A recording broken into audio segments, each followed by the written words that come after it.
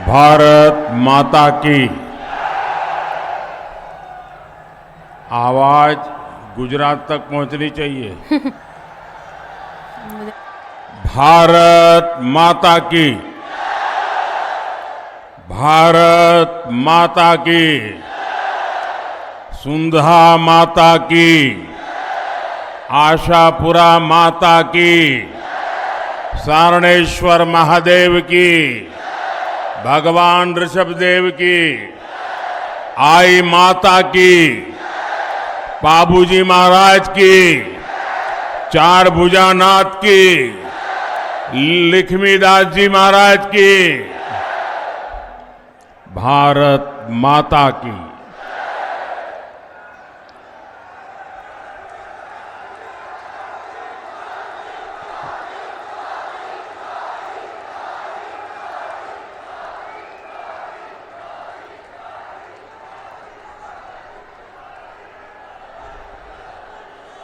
(1857) की क्रांति के समय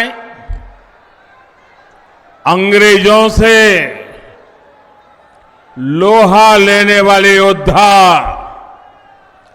कुशाल सिंह जी की धरती पर मैं आप सभी का और पूरे राजस्थान को आदरपूर्वक नमन करता हूं, अभिनंदन करता हूं। मैं मेरी बात शुरू करने से पहले आज आपका मैं विशेष रूप से धन्यवाद करना चाहता हूं। देखिए, ये हमारे ओम जी, हम ऐसे लोग हैं जो सालों से संगठन का काम करते थे। कंधे पर थैला लटका के बसों में जाना, पार्टी का काम करना और चुनाव प्रबंधन भी देखते थे। लेकिन कभी चुनाव में कोई हमें कहे कि आपको सभा मिलेगी, बड़े से बड़े नेता की मिलेगी, तो भी हम कहते हैं कि साहब हम तो सभा तो करेंगे, लेकिन सुबह 11 बजे मत दो, देना है तो 2 बजे, 3 बजे, 4 बजे दे दो। 11 बजे संगठन का काम करते समय भी मैं भी, अरे भाई बड़ा मुश्किल हो जाता है, सुबह लोग निकलते नहीं है। लेकिन मैं देख रहा हूं ये पाली की ताकत, पाली के लोगों का प्यार, पाली के कार्यकर्ताओं की मेहनत। सुबह सुबह इतनी बड़ी जनता जनार्दन, एक प्रकार से जनसागर मैं देख रहा हूं।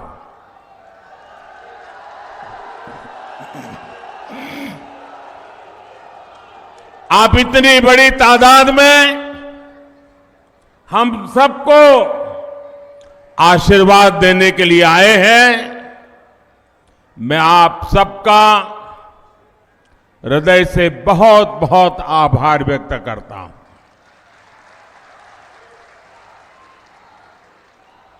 मैं जो पीछे मैं देख रहा हूं, जितने लोग पंडाल में हैं उससे ज्यादा लोग धूप में तप रहे हैं। आपको जो असुविधा हुई है, हमारी ये जो व्यवस्था छोटी पड़ गई है, और आपकी असुविधा के लिए भाजपा के कार्यकर्ता के नाते मैं सबसे पहले आप सबकी क्षमा मांगता हूं। जो लोग ये ताप में तप रहे हैं और बड़े धैर्य के साथ सभा को सुन रहे हैं, जो ताप में तप रहे हैं, उनको मैं विश्वास दिलाना चाहता हूं कि ताप, ये आपकी तपस्या कभी भी बेकार नहीं जाने दूंगा। मैं विकास करके उसे लौटाऊंगा। आपके लिए कल्याण योजनाएं लेकर के आऊंगा और आपकी इस तपस्या का मैं प्यार से उसकी कीमत चुकाऊंगा, ये मैं आपको वादा करता हूं।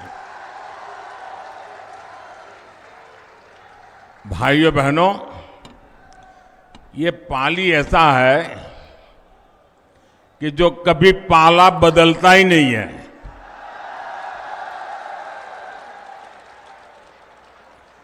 और पाली की दूसरी भी ताकत है। पाली वालों को मालूम नहीं है कि नहीं है, मुझे मालूम नहीं। हिंदुस्तान में कहीं भी जाइए और खास करके मेरे गुजरात में जाके देखिए, कोई जिला ऐसा नहीं मिलेगा जो पाली वाला वहां भाजपा का झंडा लेके खड़ा न हो। आप तमिलनाडु में जाके किसी को पूछोगे तो बोले पाली का हूं। वो यहां तो पाला बदलता नहीं है, लेकिन जहां जाता है वहां नई पारी भी खेल लेता है। ये ताकत है पाली की। और मेरे गुजरात में तो पाली और सिरोही से जो हवा आती है वो गुजरात को भी ताकत देती रहती है।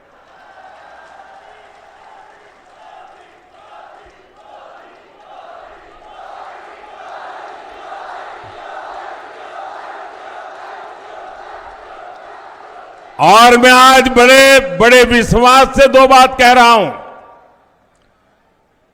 पाली का भाजपा का कार्यकर्ता और सोजत की मेहंदी का रंग ये कभी भी उतरते नहीं है।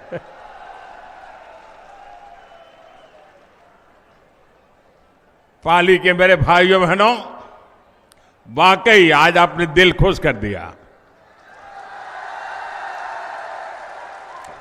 मैं माताओं बहनों को विशेष प्रणाम करता हूं। माताओं बहनों को विशेष प्रणाम करता हूं क्योंकि राजस्थान में आमतौर पर माताएं बहनें इस प्रकार से बाहर कभी आती नहीं है। आज इतनी बड़ी तादाद में आई है। इतना ही नहीं, जब खाना पकाने का वक्त है तब वो राजस्थान का भविष्य बनाने के लिए आई हैं। और इसलिए खाना पकाना छोड़ करके राजस्थान का भाग्य बनाना, ये जब मेरी राजस्थान की माताएं बहनें करती है ना, तो राजस्थान का भविष्य उज्जवल है, ये निश्चित हो जाता है। माताओं बहनों को मेरा कोटि कोटि नमन।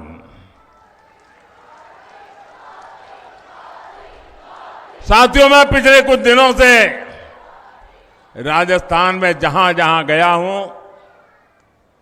राजस्थान के लोगों को जहां जहां मिला हूं, एक स्वर से एक ही आवाज सुनाई दे रही है।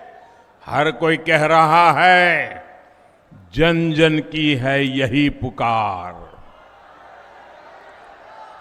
जन जन की है यही पुकार, जन जन की है यही पुकार।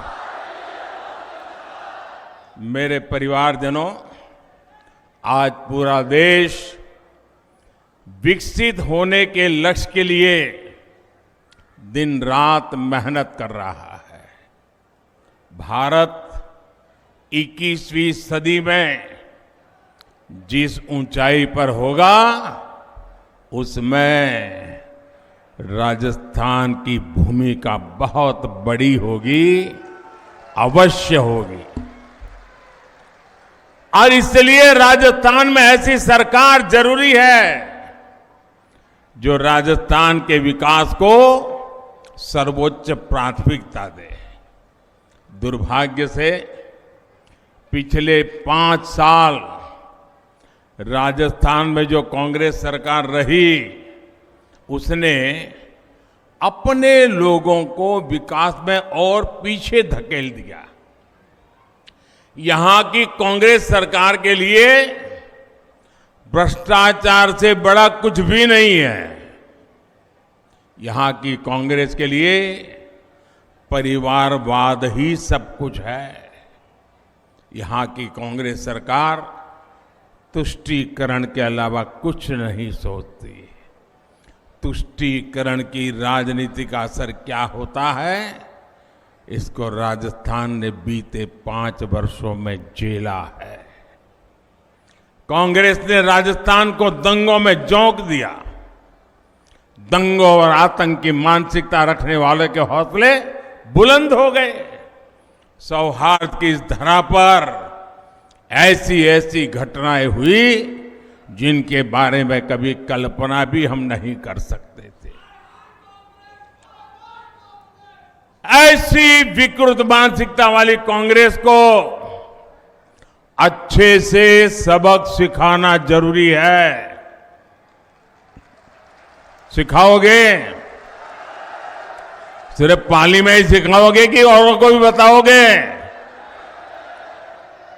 मेरे परिवारजनों, कांग्रेस और उसके घमंडिया गठबंधन की ये पहली हरकत नहीं है। सनातन को लेकर इन्होंने क्या क्या कहा है, ये पूरे देश ने देखा है। मेरी माताएं बहनों ने तो बहुत आक्रोश व्यक्त किया है।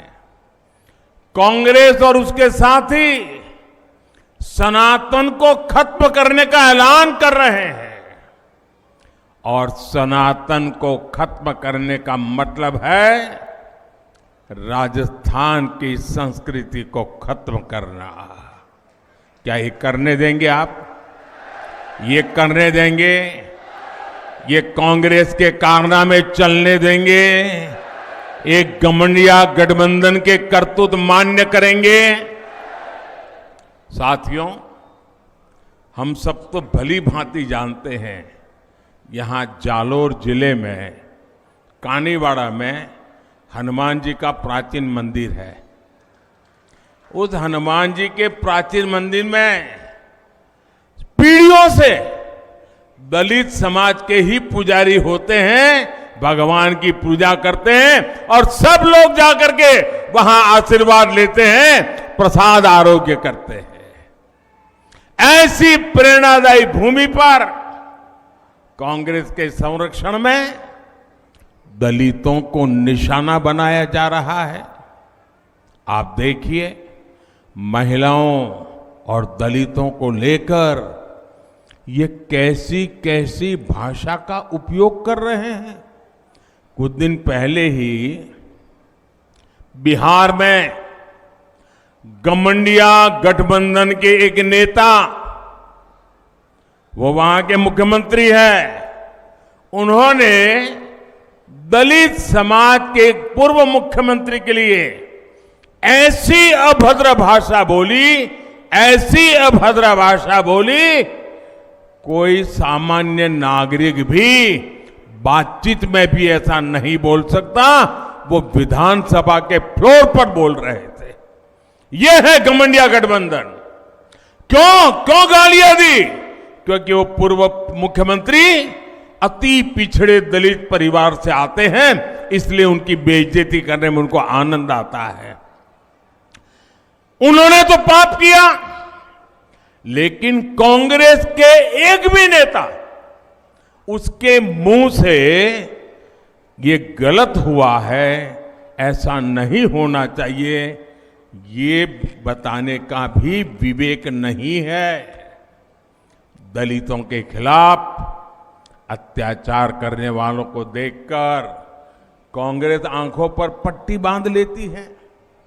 यहां राजस्थान में 5 वर्ष तक दलित परिवारों के साथ हुए अत्याचार पर कांग्रेस ने यही किया है।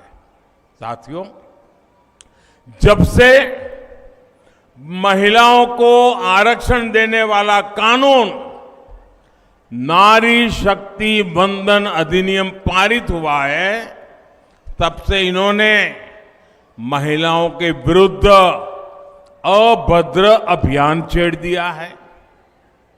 घमंडिया गठबंधन के नेताओं ने कैसी कैसी आपत्तिजनक टिप्पणियां हमारी माताओं बहनों के लिए की है। बिहार के मुख्यमंत्री ने तो विधानसभाओं में महिलाओं के प्रति घोर अपमानजनक शब्दों का प्रयोग किया है। लेकिन मजाल है कि कांग्रेस के किसी भी नेता ने कोई आवाज उठाई हो। और यही कांग्रेस का असली चेहरा है जिसे राजस्थान के लोग पहचान गए हैं। साथियों, महिला विरोधी कांग्रेस कभी महिलाओं का कल्याण नहीं कर सकती, कभी महिलाओं की सुरक्षा नहीं कर सकती। कांग्रेस ने राजस्थान को महिलाओं के खिलाफ अपराध में नंबर 1 बना दिया है। यहां मुख्यमंत्री कहते हैं कि राजस्थान की बहनों बेटियों ने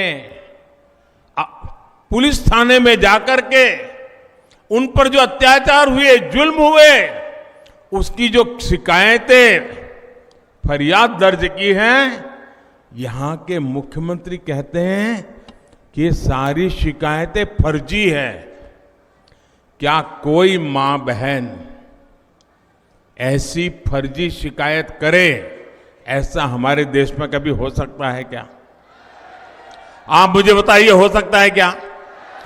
कभी कोई महिला, हमारे देश की माताएं बहनें तो ऐसी हैं, थोड़ा सा भी उनके साथ किसी ने बदतमीज की हो तो चुपचाप वहां से चुपचाप चली जाती है। वो सोचती है कि वो बुरा आदमी है, वो अपने घर जाए, मैं अपने काम पे चली जाती हूं। वो कभी झूठ बोलने का तो सोचती भी नहीं है। और जब पुलिस थाने में जाकर के उस पर हुए अत्याचार की बात लिखवाती है तो कुछ तो सच होगा कि नहीं होगा भाई? होगा कि नहीं होगा? अरे मुख्यमंत्री ये कहे कि भाई हम जांच करवाएंगे, वे तो मुख्यमंत्री सर्टिफिकेट देते हैं कि महिलाएं आजकल फर्जी चीजें लिखवा देती हैं। क्या ये महिलाओं का अपमान है कि नहीं है? ऐसे ही जवाब देते हैं क्या? ये महिलाओं का अपमान है कि नहीं है? ये महिलाओं का अपमान है कि नहीं है? ये महिलाओं का अपमान है कि नहीं है? ये अपमान करने वाली सरकार जानी चाहिए कि नहीं जानी चाहिए? पूरे राजस्थान से जानी चाहिए कि नहीं जानी चाहिए? इतना ही नहीं, ये मुख्यमंत्री का सबसे करीबी मंत्री विधानसभा में इस अत्याचार को ये कहकर के उचित ठहराता है कि राजस्थान तो मर्दों का प्रदेश है। क्या मर्द इसलिए मर्द कहलाते हैं कि इस प्रकार से पाप करते हैं? ये मर्दों का अपमान है कि नहीं है? ये मर्दों का अपमान है कि नहीं है?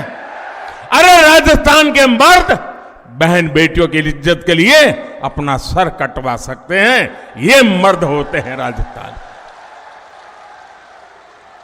और तुम्हारे मंत्री खुलेआम कह दे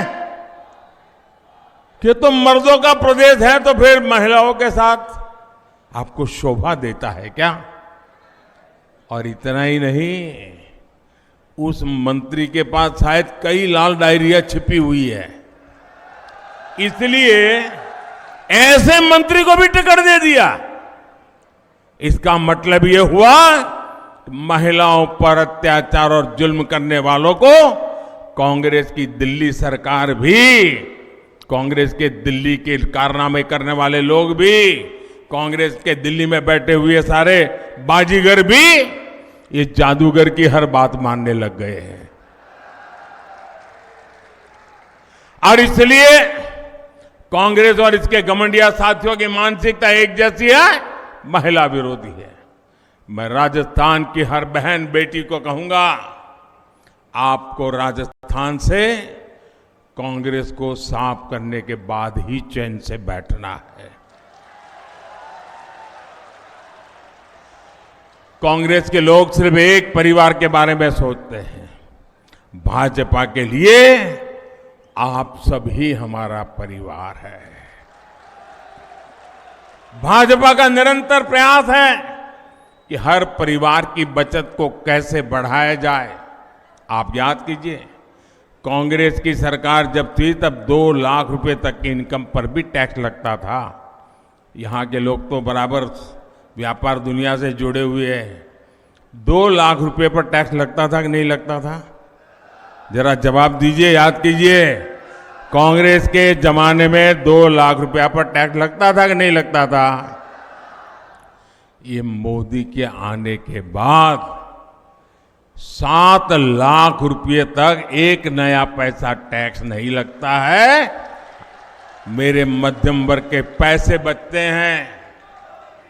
2014 में सरकार बनने के बाद भाजपा ने डायरेक्ट टैक्स में जो कमी की है, उसकी वजह से मध्यम वर्ग के जेब में 2.5 लाख करोड़ रुपए बचे हैं। और ये हमारे कर्मचारी हो, हमारे व्यापारी हो, छोटे दुकानदार हो, इनके लिए बहुत बड़ी राहत का काम है। साथियों, ये केंद्र की भाजपा की सरकार की नीतियां हैं, जिसकी वजह से आज आपके मोबाइल का बिल भी कम आ रहा है। कभी आपको मालूम है पहले मोबाइल का कितना बिल देते थे आप? सब भूल गए। अब ये भूल जाओगे तो कैसे चलेगा भाई? जरा पुराना हिसाब किताब निकाल दीजिए। 2014 के पहले आपके पास अगर मोबाइल फोन था तो मोबाइल का बिल कितना आता था, वो जरा देख लीजिए। कांग्रेस सरकार के समय में आप जितना मोबाइल डेटा खर्च करते थे, आज अगर डेटा की कीमत वही होती, 2014 में जो दाम देने पड़ते थे, आज अगर वही होता ना, तो हर महीने सिर्फ मोबाइल खर्च में आपको 5,000 रुपये अधिक खर्च करना पड़ता। अभी आपका हर महीने 5,000 रुपया बचा कि नहीं बचा? जरा जोर से बोलो ना, पैसा बचा यार, मारवाड़ी हो।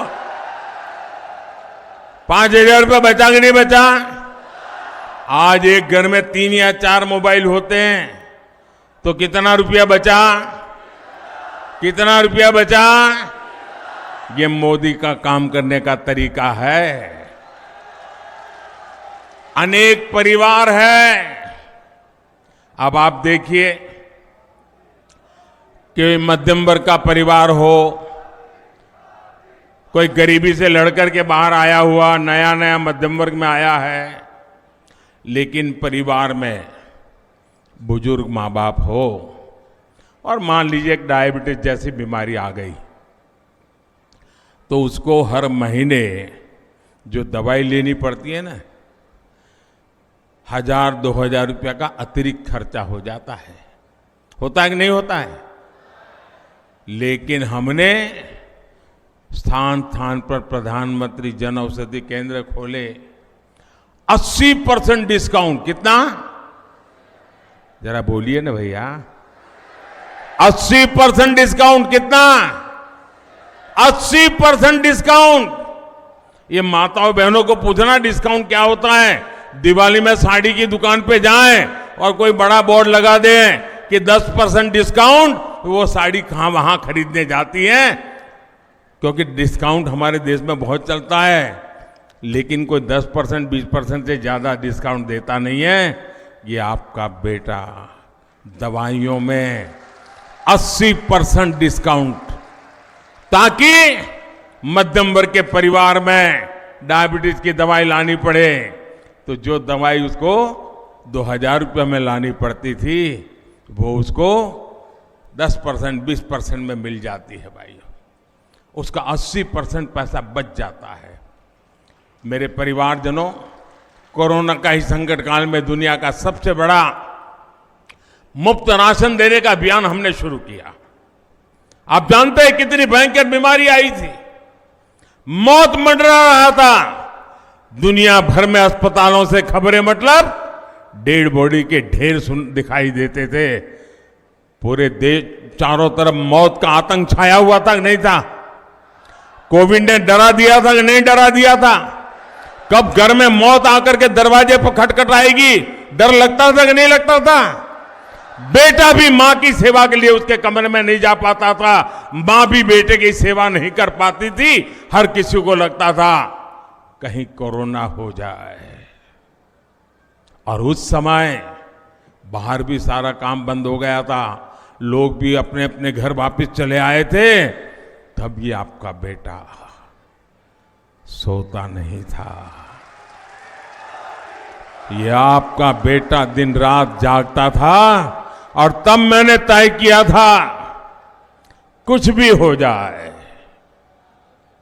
कुछ भी हो जाए, कितनी ही मुसीबत क्यों ना आए, खजाना खाली क्यों ना हो जाए, लेकिन किसी भी घर का चूल्हा बुझने नहीं दूंगा। किसी गरीब मां को आंसू बहाने के लिए मजबूर नहीं होना पड़ेगा। कोई बेटा भूख से नहीं सोएगा। मुझे बताइए, हम तो राजस्थान के लोग हैं, पानी की एक प्याऊ भी कर देना तो भी लोग कहते हैं पुण्य का काम किया। कहते कि नहीं कहते? आज भी लाखा बंजारा को याद करते हैं कि नहीं करते? और किसी को थाली भर दें, संकट के समय भी उसको मुफ्त में खाना मिल जाए तो आशीर्वाद देता है कि नहीं देता है? आशीर्वाद देता है कि नहीं देता है? पुण्य मिलता है कि नहीं मिलता है? ये काम पुण्य का किया है कि नहीं किया है? ये पुण्य किसको मिलता है? ये पुण्य किसको मिलता है? ये पुण्य किसको मिलता है? ये पुण्य किसको मिलता है? यही तो गलती हो जाती है। ये पुण्य मोदी को नहीं मिलता है। ये पुण्य आपको मिलता है क्योंकि आपने एक वोट देकर के मोदी को बिठाया है। ये वोट लेने का पुण्य आपने किया है, इसलिए पुण्य आप कमा रहे हैं। ये पुण्य जो जमा हो रहा है ना आपका, वो एक वोट की ताकत है जिसके कारण पुण्य जमा हो रहा है। आज दिसंबर महीने में योजना पूरी होने वाली थी, लेकिन ये पुण्य का काम है, पवित्र काम है। हर किसी की थाली में रोटी पहुंचाने का काम है। और इसलिए इस बाप के बेटे ने संकल्प किया है, निर्णय किया है, मन बना लिया है कि दिसंबर में ये योजना पूरी नहीं होने दूंगा, उसे 5 साल और आगे बढ़ाऊंगा।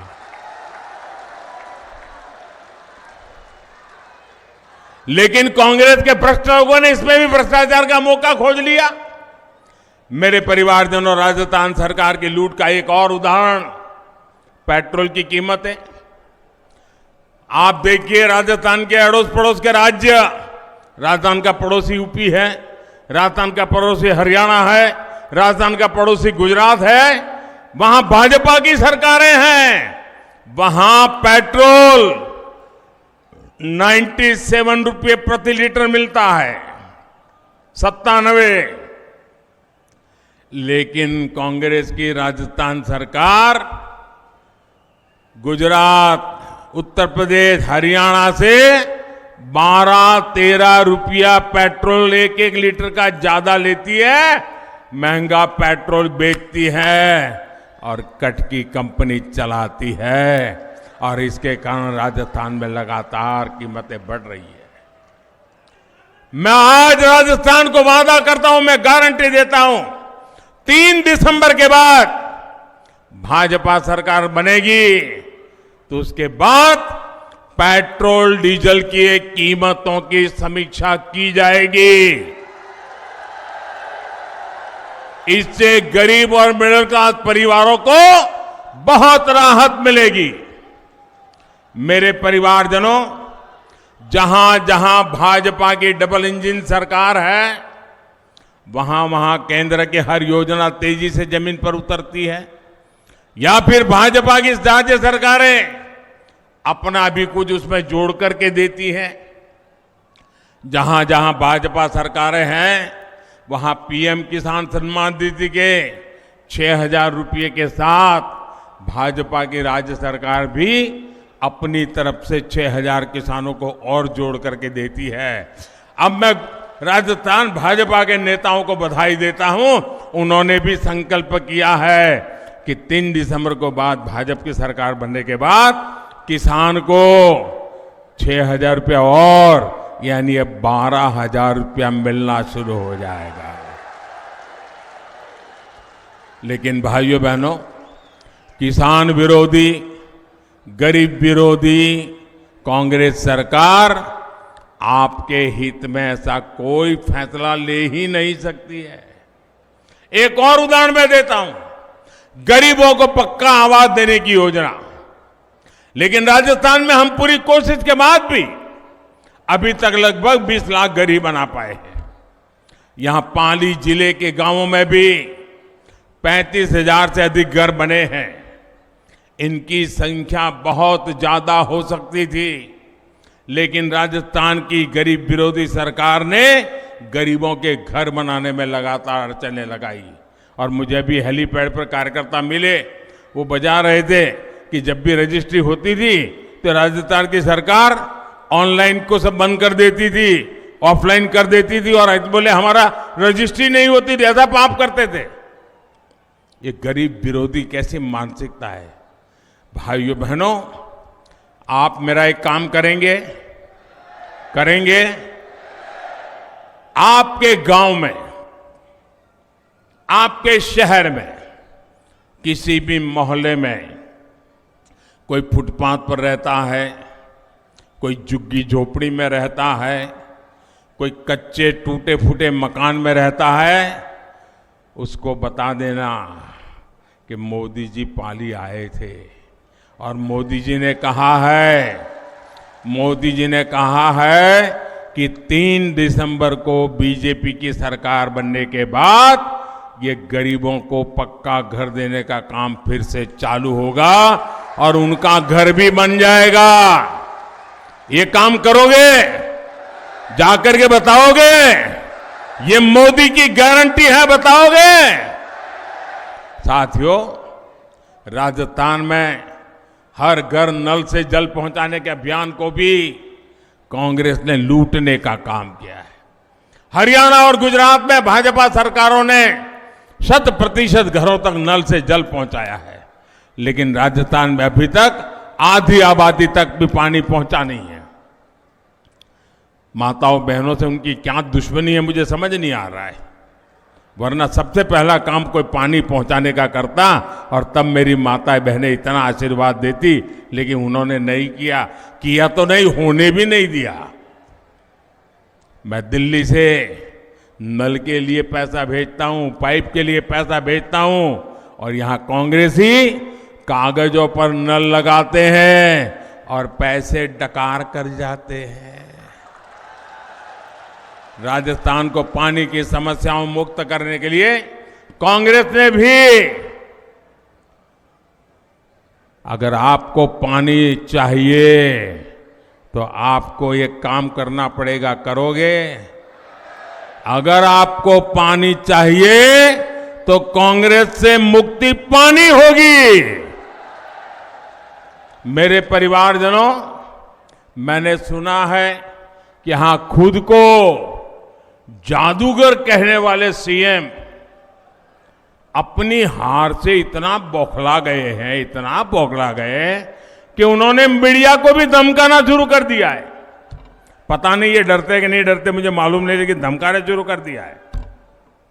लेकिन लोग बताते हैं कि लाल डायरी के पन्नों और गणपति प्लाजा के लॉकरों से निकलते माल की खबरों पर यहां अघोषित प्रतिबंध लग गया है। छप ही नहीं रहा है, टीवी पे नहीं आ रहा है। अचानक क्या हो गया भाई? मीडिया को दबा करके इनसे झूठी खबरें लेकर जुड़ी जो खबरें हैं वो छापो मत और झूठी खबरें छापो, ये खेल कर रहे हैं गहलोत जी। अरे जिनकी नैया को जनता ने डुबाने का ठान लिया है, वो कांग्रेस पैसे देकर अखबारों में फर्जी लहर चलवा रही है। और जादूगर साहब, आपका जादू आपकी काली कमाई के सच को दबा नहीं सकता है, ये पाप से आपको बचा नहीं सकता है। जिन युवाओं का भविष्य पेपर लीक करके बेचा गया है, उस पर यह जादू नहीं चलेगा। जिन कर्मचारियों को ट्रांसफर पोस्टिंग के नाम पर लूटा गया है, परेशान किया गया है, उन पर यह जादू नहीं चलेगा। मेरे परिवारजनों, कांग्रेस सरकार ने पाली समेत पूरे राजस्थान को अपने हाल पर छोड़ दिया है। कांग्रेस सरकार के डूलमूल रवैये के कारण पाली शहर की स्थिति भी खस्ता हाल है। आप लोगों को आए दिन प्रदर्शन करना पड़ता है, मोर्चे निकालने पड़ते हैं, संघर्ष करना पड़ता है, लेकिन कांग्रेस के नेताओं ने कभी इसकी परवाह नहीं की। अब कांग्रेस के ऐसे नेताओं को सबक सिखाने का समय आ गया है। साथियों, पाली आस्था और आध्यात्म का केंद्र है। यहां हमारी विरासत से जुड़े अनेक महत्वपूर्ण स्थान हैं, इसलिए यहां पर्यटन को लेकर अनेक संभावनाएं हैं। आपको याद होगा कि हाल ही में पाली जिले को राजस्थान की पहली हेरिटेज ट्रेन की सौगात मिली है। मारवाड़ जंक्शन रेलवे स्टेशन से कामली घाट के बीच राजस्थान की पहली हेरिटेज ट्रेन शुरू की गई है। विस्टाडोम एक ऐसी कोच वाली ये ट्रेन देशी विदेशी पर्यटकों को आपके जिले में लेकर आएगी। ये ट्रेन राजस्थान के मिनी कश्मीर कही जाने वाले गोरम घाट के खूबसूरत नजारों को दुनिया के पर्यटन मानचित्र पर ला करके रखेगी। यहां की रोड और रेल कनेक्टिविटी पर भाजपा सरकार बल दे रही है। अमृत भारत स्टेशन योजना के तहत पाली मारवाड़, सोजत रोड, सोमेश्वर और रानी रेलवे स्टेशनों का आधुनिकीकरण किया जा रहा है। Marwar Delhi Mumbai dedicated freight corridor से जुड़ा है। इससे इस पूरे क्षेत्र में टूरिज्म और इंडस्ट्री दोनों को बहुत लाभ होगा।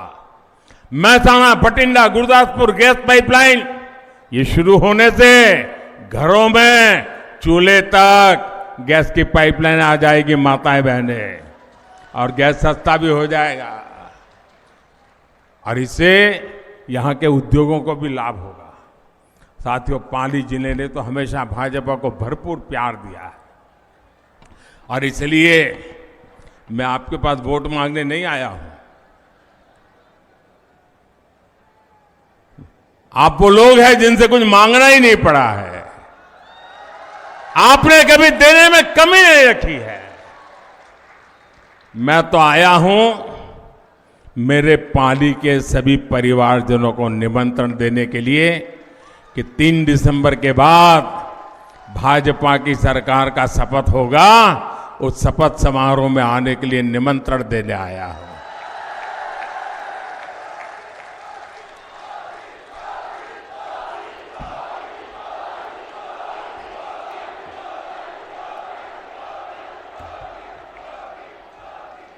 अच्छा, मैं एक संकल्प लूंगा और आपको दोहराना होगा।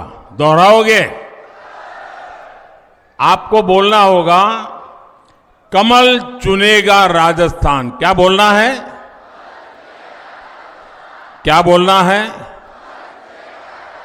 जरा दोनों हाथ ऊपर करके मुट्ठी बंद करके बोलते रहना है आपको। बोलेंगे? पूरी ताकत से बोलेंगे, दोनों हाथ ऊपर करके, पीछे जो खड़े हैं वो भी। तो मैं शुरू करता हूं। बंद करो तुष्टीकरण की दुकान, बंद करो तुष्टीकरण की दुकान, दंगाइयों का काम तमाम, भ्रष्टाचार पर लगे लगाम, पेपर माफिया की मिटे नामो निशान, बहन बेटियों का बढ़ेगा मान। आपकी हिम्मत और हौसला देख करके मुझे पक्का लगता है कि हर कोने से कांग्रेस गई। अच्छा, मेरा एक काम करोगे? मेरा एक काम करोगे? ऐसे नहीं, जरा जोर से बोलो तो बताऊं मैं। हाँ? करोगे? चुनाव वाला काम नहीं है, फिर भी करोगे? ये चुनावी खतरा वाला कोई कुछ नहीं।